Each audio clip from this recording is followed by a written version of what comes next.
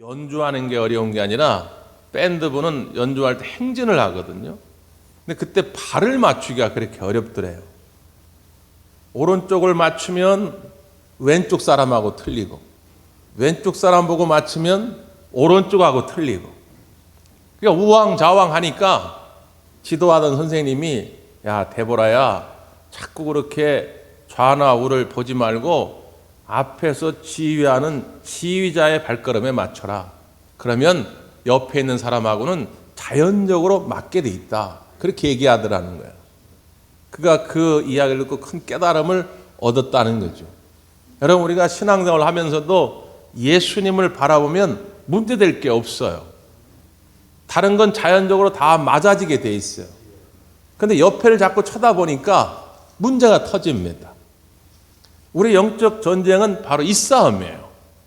우리의 시선을 예수님께 고정하느냐 그렇지 않느냐의 싸움입니다. 그래서 마귀는 자꾸 뒤흔들어 놓아요. 우리의 시선이 예수님을 바라보지 못하도록, 예수님은 나의 삶의 주인으로 온전히 모시지 못하도록 마귀는 자꾸 잡다한 것들을 우리에게 끼얹어 놓습니다. 여러분, 현혹되지 마시고 그거에 미혹되지 마시고 오직 예수님만 바라보게 되기를 바랍니다. 그래서 우리가 하나님의 전신갑주를 입자라고 하는 주제의 말씀을 묵상하고 있는 이유도 예수님께 우리의 시선을 고정하기 위함입니다. 복수 한번 해볼까요? 자, 첫 번째 뭐라고 그랬습니까? 하나님의 전신갑주 첫 번째 뭐라고 그랬죠? 아까 1부 예배 때는 정확하게 바로 나왔는데 2부 예배 때는 왜 그런지 모르겠네. 편집 다시 하겠습니다. 자, 여러분, 하나님의 전신갑주를 우리가 배우고 있는데 첫 번째 뭐라고 그랬죠? 여기. 네. 아니, 어떻게 한 번도 대답을 이렇게 못하지?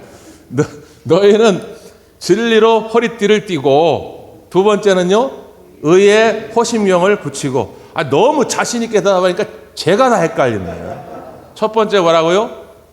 진리로 허리띠를 띠고, 두 번째는요, 의의 호심경을 붙이고. 세 번째는 뭐냐? 에베소서 6장 15절에는 뭐라고 되어 있냐면 평안의 복음이 준비한 것을 신고, 이렇게 되어 있습니다. 평안의 복음이 준비한 것을 신고. 근데 언뜻 들으면 잘 이해가 안 되죠. 평안의 복음이 준비한 것이 뭘 따로 있다는 얘기인가? 뭘 신는다는 얘기지? 이해가 안 될 수 있는데 새번역 성경은 조금 쉽게 번역을 해놨어요.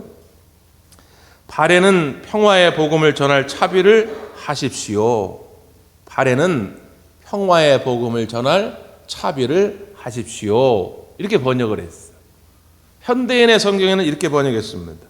평화의 기쁜 소식을 전할 태세로 신발을 신고. 평화의 기쁜 소식을 전할 태세로 신발을 신고. 이렇게 되어 있어요.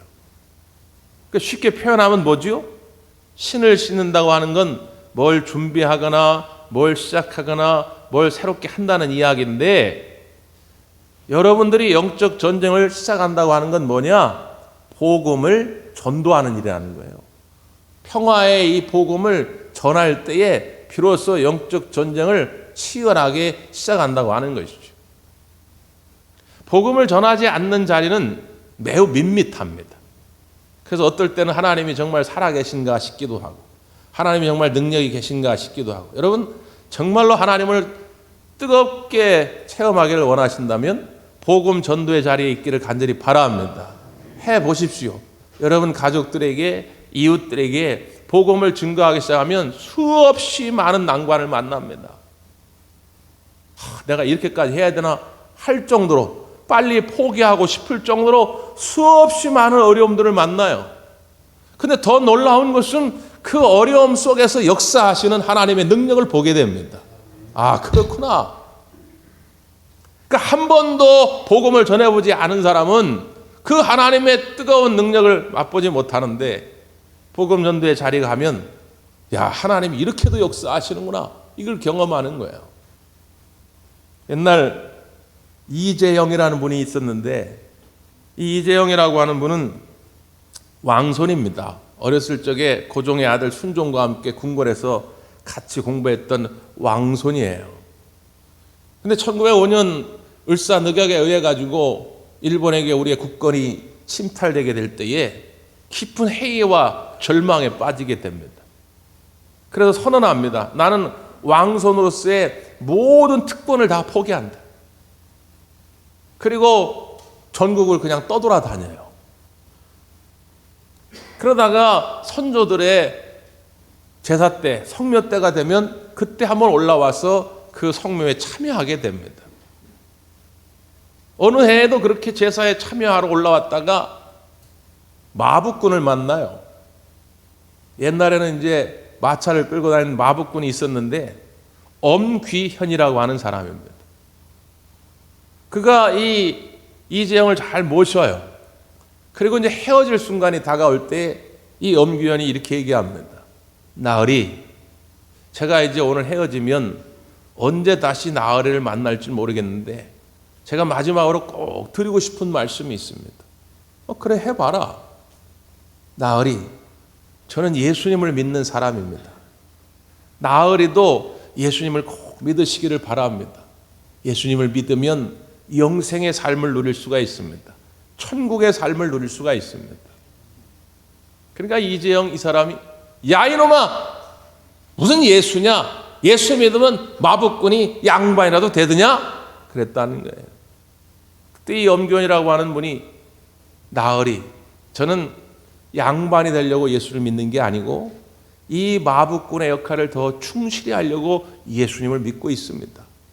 나으리도 꼭 예수님을 믿길 바랍니다.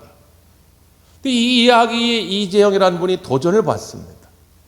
그리고 좀 시간이 흐른 다음에 그의 부인이 먼저 예수님을 영접하게 되고 이분도 예수님을 영접합니다. 왕족임에도 불구하고 수년 동안 유교의 가르침 쪽에 있던 사람인데 이 모든 왕손의 특권을 포기하고 예수님을 영접하게 되고 나중에 평양신학교에 입학하고 저 평양 대부흥운동의 주도자 중에 하나였던 승동교회의 담임 목사가 됩니다. 그 승동교회에 갔을 때 엄귀현이라고 하는 분을 만납니다. 그에게 복음을 전해주었던 그 은혜가 너무 크고 놀라워가지고 평생도록 이 마북군 엄귀현을 형님으로 모셨다는 거예요. 왕의 후손인데 천민 중에 천민이었던 그 마북군을 평생 형님으로 칭하며 극진히 모셨다는 것입니다. 하나님의 역사는 마북군에만 뿐만 아니라 왕족에게도 그 어떤 권세자에게도 하나님의 능력이 임하게 될 땐 놀라운 변화가 나타납니다. 지금 나의 관점으로 볼 땐 도저히 불가능해 보이는 그런 사람일지라도 그런 환경일지라도 하나님의 능력 가운데 그 모든 것들이 다 무너지고 오늘 그들이 주님께로 돌아온 역사가 있게 될 줄 믿어야 합니다. 그래서 복음 전도의 자리는 치열한 영적 전투의 자리예요. 이걸 아주 극명하게 보여주는 대목이 오늘 우리가 읽은 본문의 말씀입니다. 자, 본문을 한번 확인해 보지요. 38절입니다. 시작. 그때 서기관과 바리새인 중 몇 사람이 말하되 선생님이여 우리에게 표적 보여주시기를 원하나이다. 그때에 이렇게 되어 있죠. 어떤 상황이냐면 그 앞에 사건을 지금 수식하고 있는데 22절에 보면 이런 사건이 등장합니다. 그때 귀신 들려 눈 멀고 말 못하는 사람을 데리고 왔거늘 예수께서 고쳐주심에 그 말 못하는 사람이 말하며 보게 된지라 이렇게 되어 있습니다.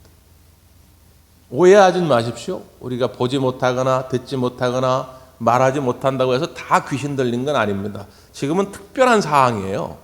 어떤 사람이 귀신 들려가지고 보지 못하고 말도 못하는 거예요. 우리가 귀신 들림에 여러 가지 특징이 있는데 그 중에 하나가 뭐냐면 귀신 들리면 볼 걸 못 봅니다. 보지 말아야 할 것만 봐요. 들어야 할 걸 못 듣습니다. 듣지 말아야 할 것만 들어요. 그 자꾸 시험 들고 그것 때문에 병들고 하죠. 말해야 할 걸 말하지 못합니다. 그 자꾸 다른 사람에게 하지 말아야 할 말을 해가지고 상처 주고 하는 거예요. 그 예수님이 그를 고쳤습니다. 그러니까 사람들이 보고 와, 저분 다윗의 자손 아닌가? 다윗의 자손은 유대인들이 쓰는 관용적인 표현이지요. 메시아를 말합니다. 구원자를 말해요. 사람들이 놀라가지고 야, 저분이 저렇게 역사하는 걸 보니까 정말 메시아가 맞는가 보다. 근데 바리새인들이 그걸 보며 야, 웃기는 소리 하지 마라. 무슨 메시아 다윗의 자손이냐? 우리가 볼 때는 바알세불의 힘을 입어가지고 귀신을 내쫓는 것이다. 이렇게 말해요. 바알세불이 누구냐? 바알은 왕이란 뜻이고 세불은 파리란 뜻인데 파리의 대왕 이런 뜻입니다. 유대인들이 우상, 사탄을 비유하여 말할 때 쓰던 말이에요. 그러니까 바알세불은 누굴 말하는 거냐? 사탄, 마귀를 말하는 거예요. 그러니까 예수님이 저 귀신을 내어 쫓는 것은 저 사탄의 힘을 빌어서 하는 것이다. 이렇게 조롱하는 거예요. 그러니까 예수님이 뭐라고 말씀합니까? 야, 사탄이 귀신을 내어 쫓으면 같은 편끼리 싸우는 건데 그런 나라가 어딨냐? 그건 말도 안 되는 얘기다. 나는 바알세불의 힘을 빌어서 싸우는 것이 아니라 하나님의 영, 성령의 능력을 힘입어서 내가 귀신을 내어 쫓는 것이다. 그러면서 이런 말씀을 합니다. 28절인데요. 그러나 내가 하나님의 성령을 힘입어 귀신을 쫓아내는 것이면 하나님의 나라가 이미 너희에게 임하였느니라 말씀합니다. 이 볼륨 하나만 줄여주세요. 내가 하나님의 성령을 힘입어 귀신을 쫓아내는 것이면 하나님의 나라가 이미 너희에게 임하는 것이다. 무슨 이야기입니까? 두 나라가 지금 치열하게 싸웁니다. 하나님의 나라가 있어요. 사탄이 주인된 나라가 있습니다. 이 두 나라가 막 싸우고 있는데 예수님이 성령 하나님의 영을 힘입어서 이 사탄의 세력을 물리쳐 버리면 하나님의 나라 세력이 점점점 커진다는 거예요. 여기에 여러분 복음 전도에 중요한 의미가 있습니다. 우리가 복음을 들고 나아가서 우리의 가정에 선포하고 우리의 직장에 선포하고 수많은 사람들에게 주의 복음을 증거하게 될 때에 하나님의 나라가 확장되어져 간다는 거예요. 제가 목회하면서 수도 없이 많이 듣는 말이 있습니다. 목사님, 나는 우리 집이 천국같이 됐으면 좋겠어요. 여러분, 우리 집이 천국같이 되길 원한다. 하나님 나라처럼 되길 원한다. 그 방법이 뭡니까? 주의 영, 성령의 이름으로 성령의 능력으로 복음이 증거되어질 때에 여러분의 가정이 천국될 줄 믿습니다. 복음이 증거되는 곳마다 점점 사탄 나라의 세력은 줄어들고 하나님의 나라가 이미 임하여진다는 거예요. 그 능력이 점점 커져간다는 거죠. 그러면서 참 두렵고 떨리는 말씀을 예수님이 하나 하시는데 31절 32절입니다. 그러므로 내가 너희에게 이르노니 사람에 대한 모든 죄와 모독은 사하심을 얻되 성령을 모독하는 것은 사하심을 얻지 못하겠고 또 누구든지 말로 인자를 거역하면 사하심을 얻되 누구든지 말로 성령을 거역하면 이 세상과 오는 세상에서도 사하심을 얻지 못하리라 말씀합니다. 우리 하나님은 긍휼이 많으신 분이지요. 자비하신 분입니다. 우리 하나님은 용서하지 못할 죄가 없습니다. 내가 볼 때는 저 사람의 죄가 정말 크고 더러워가지고 저 인간은 절대로 용서받지 못할 거야. 내가 그렇게 볼지라도 하나님께는 용서받지 못할 자가 없어요. 그러니까 사랑하는 대화가 여러분 함부로 타인에 대하여 이웃에 대하여 정죄하거나 혐오하지 않기를 바랍니다. 하나님께는 용서받지 못할 죄가 없다 그 말이에요. 근데 예수님이 유일하게 하나님께 용서받지 못할 죄가 있다는 거예요. 그게 무슨 죄라고요? 성령을 모독한 죄, 성령을 회방한 죄. 그럼 이게 뭘까요? 고린도전서 12장 3절에 보면 이런 말씀이 있습니다. 성령이 하시지 아니하면 누구도 예수를 주시라 할 수 없느니라. 성령으로 하지 아니하고는 그 누구도 예수를 주시라 할 수 없다는 거예요. 자, 그럼 여러분에게 한번 묻고 싶습니다. 여러분은 예수님을 주님으로 고백하십니까? 그러면 여러분 안에 다 성령님이 계신 거라는 거예요. 성령이 내 안에 거하지 아니하고는 예수님을 절대로 주라 고백할 수가 없다는 거예요. 자, 그러면 성령을 모독하고 성령을 해박한다는 건 뭐죠? 성령님은 지금도 끊임없이 예수를 주라 고백하도록 우리를 인도합니다. 그런데 사사건건 그걸 거절하는 거예요. 나는 절대로 예수를 주라 고백할 수 없다. 내 인생의 주인은 나요. 내 인생의 주인은 돈이요. 내 인생의 주인은 사람이요. 권세요. 난 내 멋대로 그냥 살겠다. 이런 사람은 구원함을 받을 수가 없다는 거예요. 내가 과거에 어떤 실패가 있든 어떤 허물이 있든 어떤 죄가 있든 그건 상관이 없습니다. 예수님 그걸 묻지 않겠다는 거예요. 근데 성령님이 나를 이끄실 때에, 성령님을 나를 감동시키셔가지고 예수를 주라 고백하게 만들 때에 거기에 순복하여 맞습니다. 예수님만이 나의 주인이시요 예수님만이 나의 구세주가 되십니다 라고 고백할 수만 있다면 다 모든 죄는 용서받을 수 있다는 거예요. 그런데 끝까지 그 성령의 인도하심을 거부하면 그러면 구원함을 받을 수가 없다는 거예요. 바로 그때에 서기관과 바리새인들이 예수님께 표적을 구한 것입니다. 잘 보세요. 이게 얼마나 참 웃긴 장면입니까? 이미 바로 앞에 장면 속에서 예수님은 귀신 들린 자를 고쳤어요. 그런데 바리새인들은 또 다른 표적을 구하고 있는 겁니다. 이게 참 우리의 인생의 연약함이요 간사함인데, 표적은 마치 때론 마약 같아가지고 한번 거기에 빠져들기 시작하면 계속 그것만 봐요. 데이빗 그레고리라고 하는 분이 쓴 책 가운데 예수와 함께한 저녁 식사라는 책이 있는데 거기 보면 참 재밌는 꽁트가 하나 등장합니다. 물론 꾸며낸 얘기죠. 그냥 어느 날 한 신사가 예수님의 초청을 받아요. 그래서 예수님과 식사를 하는 장면입니다. 거기서 이런 대화가 있어요. 이 신사가 예수님의 초청을 받고 식사 자리에 나오긴 나왔는데 도무지 믿겨지지가 않는 거예요. 이분이 정말 예수님이 맞나 싶은 거예요. 그래서 물어봐요. 선생님이 정말 예수님 맞습니까? 그럼요. 바로 내가 예수입니다. 그런 거예요.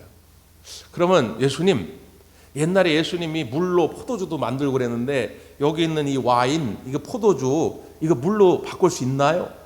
얼마든지 가능하죠. 그럼 예수님 나한테 좀 보여주세요. 내가 그걸 보여주면 내가 예수님으로 믿겠습니다. 그때 예수님이 웨이터 씨 와보세요. 이 사람이 이거 포도주 물로 좀 바꿔달라네요. 바꿔주세요. 그랬다는 거예요. 이해가 잘 안 되시는가 본데, 이게 물론 실제 있었던 일은 아니면 성경에 나온 얘기가 아니라 이 저자가 뭘 설명하려고 이 꽁트를 만들었느냐. 우리가 예수님을 믿는 것은 예수님의 표적 때문에 예수님을 믿는 게 아닙니다. 예수님 그 자체를 그냥 믿는 거예요. 예수님이 나의 죄를 위하여 십자가를 치고 나를 구원하셨다고 하는 그 은혜 때문에 믿는 것이지 예수님의 표적 때문에 믿는 게 아닙니다. 예수님을 그냥 나의 주인으로 모시고 살다 보면 예수님이 우리들을 사랑하시는 마음으로, 하나님이 우리를 아끼시는 마음으로 때로는 기적과 이적을 보여주시는 거예요. 그 주권자는 하나님께 있는 겁니다. 내가 원할 때에 자동 판매기에서 단추 누르시 떨어지는 게 아니고 하나님이 필요로 할 때에 나를 사랑하시는 마음으로 때를 따라 하늘의 놀라운 능력과 이적을 베푸시는 거예요. 그냥 그저 감사함으로 받는 것뿐이지 그 표적만 쫓아다니다가는 자칫 잘못하면 이단에 빠지기 쉬워요. 시험에 들기 쉽다 그 말이에요. 우리 대광 모든 성도들은 우리 건강한 마음으로 오직 예수 그리스도께 집중할 수 있기를 바랍니다. 아멘. 예수님이 이 바리새인들의 질문을 듣고 좀 황당하시지요. 예수님이 참 그래도 재미있게 이 바리새인들이 깨달을 수 있게 비유를 통해 가지고 그 대답을 주십니다. 자, 뭐라고 예수님 대답하십니까? 39절에서 42절까지. 39절에서 42절 시작. 예수께서 대답하여 이르시되 악하고 음란한 세대가 표적을 구하나 선지자 요나의 표적밖에는 보일 표적이 없느니라. 요나가 밤낮 사흘 동안 큰 물고기 뱃속에 있었던 것 같이 인자도 밤낮 사흘 동안 땅속에 있으리라. 심판 때에 니느웨 사람들이 일어나 이 세대 사람을 정죄하리니 이는 그들이 요나의 전도를 듣고 회개하였음이거니와 요나보다 더 큰 이가 여기 있으며 심판 때에 남방 여왕이 일어나 이 세대 사람을 정죄하리니 이는 그가 솔로몬의 지혜로운 말을 들으려고 땅 끝에서 왔음이거니와 솔로몬보다 더 큰 이가 여기 있느니라. 아멘. 너희들이 표적을 구하나 내가 너에게 보여줄 것은 요나의 표적밖에 없다는 거죠. 요나 이야기는 우리가 대충 알죠. 하나님께서 니느웨의 백성들을 구원하시기 위해서 요나라고 하는 선자를 택하였는데 요나가 생각할 때 니느웨 성 사람들은 너무 악하고 더럽고 추한 거예요. 가까이 하고 싶지도 않아. 저 인간들은 그냥 하늘에 불이 떨어져 가지고 저 지옥의 불구덩이로 떨어져야 할 인간들인데 하나님 자꾸 그를 가라고 그러는 거예요. 그게 요나가 마음에 안 들어 가지고 반대쪽으로 가죠. 반대쪽. 그래 하나님은 그냥 물고기로 요나를 집어삼킵니다. 그리고 3일 동안 그 안에 있다가 밖으로 나오죠. 그 안에서 그가 깨달음이 온 거예요. 그래가지고 처음에 자기 의지는 아니었지만 하나님의 의지를 따라가지고 니느웨 성에 가서 복음을 전할 때에 수많은 백성들이 다 구원함을 받게 됩니다. 그 이야기를 하면서 나도 3일 동안 그 흑암 속에 땅에 있다가 나올 거라는 거예요. 뭘 상징적으로 말씀하는 거죠? 부활의 사건입니다. 나도 십자가를 지고 죽겠지만 죽은 지 사흘 만에 부활하게 될 것이다. 이게 너에게 보여줄 표적이다. 자, 좀 더 간단하게 말씀드릴까요? 자, 바리새인들이 표적을 구하였습니다. 표적 좀 보여주세요. 그러니까 예수님이 뭐라고 말씀하는 거예요? 그래, 보기를 원하느냐? 표적이 뭐냐? 나다. 이 이야기예요. 예수님 자신, 그 십자가 사건이 표적 중에 표적이다 이 말이에요. 여러분 해보시지 않았습니까? 물론 우리가 중환병에 있다가 나음을 얻는 것도 기적이고 사업이 어려웠다가 다시 번성하는 것도 기적이지만 사람이 변하여 죄인 되어 의인 되는 것만큼 큰 기적이 없어요. 해보십시오. 전도를 한 번이라도 해봤어야 그걸 알죠. 아무리 해도 10년, 20년, 30년, 40년이 지나도 그 마음 여는 것이 얼마나 어려운지 몰라요. 그런데 그가 어느 날 마음의 문을 열고 예수님을 구주로 영접하게 되는 거예요. 그게 놀라운 표적이라는 거예요. 예수님 때문에 그 인생이 구원함을 받는 것, 이것만큼 큰 표적이 어디 있겠는데. 그러면서 심판 때에 그 니느웨 백성들이 와가지고 너희들을 나무랄 거라는 거예요. 야, 우리도 요나 선지자, 그분은 원래 오고 싶은 양반도 아니었어. 우리에게 원래 복음을 전하고 싶은 성도 없었는데 그냥 하나님이 가라 하니까 억지로 와가지고 복음을 전했는데 그 요나 선지자의 말씀을 듣고 우리도 다 회개하고 구원함을 받았는데 야, 예수님이 오셔가지고 너희들한테 말씀을 전하는데 너희들은 어떻게 예수님을 믿지도 않고 예수님을 받아들이지 않니? 니느웨 백성들이 너희들을 뭐라고 할 때가 온다는 거예요. 그 이야기에 보면 솔로몬 시대에 저 남방 시바란 여왕이 있었는데 그 여왕이 먼 길을 헤매면서 결국에는 솔로몬을 찾아와요. 그 지혜의 말씀을 듣고자. 야, 남방 여왕도 지혜의 말씀을 듣고자 그 먼 길 고생하면서 왔는데 너희들은 지금 예수님이 눈앞에 있는데 예수님의 말씀에는 귀담아 듣지 아니하고 뭐 하는 것이냐? 그 이방 여왕이 너희들을 나무랄 때가 온다. 나무랄 때. 여러분 어떻습니까? 여러분 지금 말씀으로 우리 가운데 우리 주님 오셔서 예수님의 음성을 들려주는데 여러분 지금 어떤 마음으로 듣고 계시냐 그 말이에요. 이방 나라 여왕도 고생하면서 그 말씀의 은혜를 사모하면서 왔는데 지금은 이렇게 좋은 환경 속에서 편안하게 주의 음성을 들을 수 있는데 그럼에도 불구하고 지금 뭐하고 있냐 그 말이에요. 감사하게도 이 자리에 참여한 여러분들은 다 우리 주님의 음성을 사모하는 마음으로 나오게 된 줄 믿습니다. 그러면 그 주님의 음성을 듣고 주님의 마음을 알았다면 반드시 우리가 결단해야 할 일이 있습니다. 결단해야 할 일. 그걸 예수님이 비유의 말씀으로 해주셨어요. 자, 뒤에 43절에서 45절까지 시작. 더러운 귀신이 사람에게서 나갔을 때 물 없는 곳으로 다니며 쉬기를 구하되 쉴 곳을 얻지 못하고 이에 이르되 내가 나온 내 집으로 돌아가리라 하고 와보니 그 집이 비고 청소되고 수리되었거늘 이에 가서 저보다 더 악한 귀신 7을 데리고 들어가서 거하니 그 사람의 나중 형편이 전보다 더욱 심하게 되느니라. 이 악한 세대가 또한 이렇게 되리라.